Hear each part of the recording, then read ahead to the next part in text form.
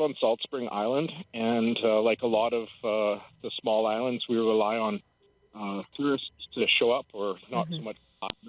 We expect the tourists to show up every summer, and there isn't the same importance given to increasing in service on the small islands. The doubling up between Vancouver and Victoria is great, but our service hardly changes. We basically get maybe 1 or 2 extra sailings, and the lines are super long, and if you aren't there, like, basically before the previous sailing, sometimes you don't get on.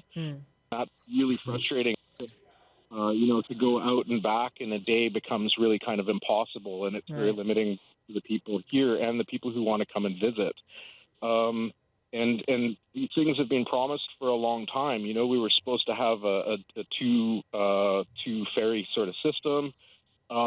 And it's not just Salt Spring. My friend drives ferry on the Denman Island route, and they just got a new fancy cable ferry.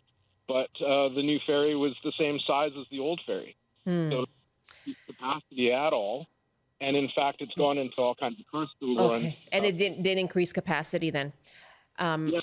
No. Okay, Vadra, you're just cutting out now. Thank you very much for that. And it sounds like it's the difference between meeting the needs of tourists, but also meeting the needs of locals, Mayor White.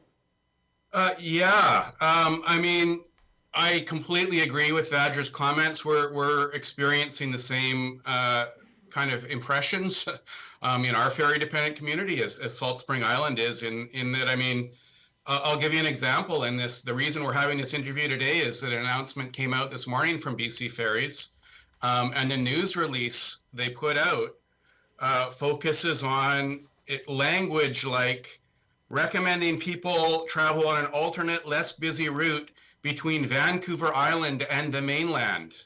So when it comes to the ferry-dependent communities like Salt Spring Island and Sunshine Coast, apparently we don't count. Like we're being neglected, and we're not even kind of considered as being the targets or the recipients of these communications, when really our residents are the people who are most concerned about BC Ferries on a daily basis. And there are other points in this news release that trumpet new point of interest announcements on the inside passage routes for tourists.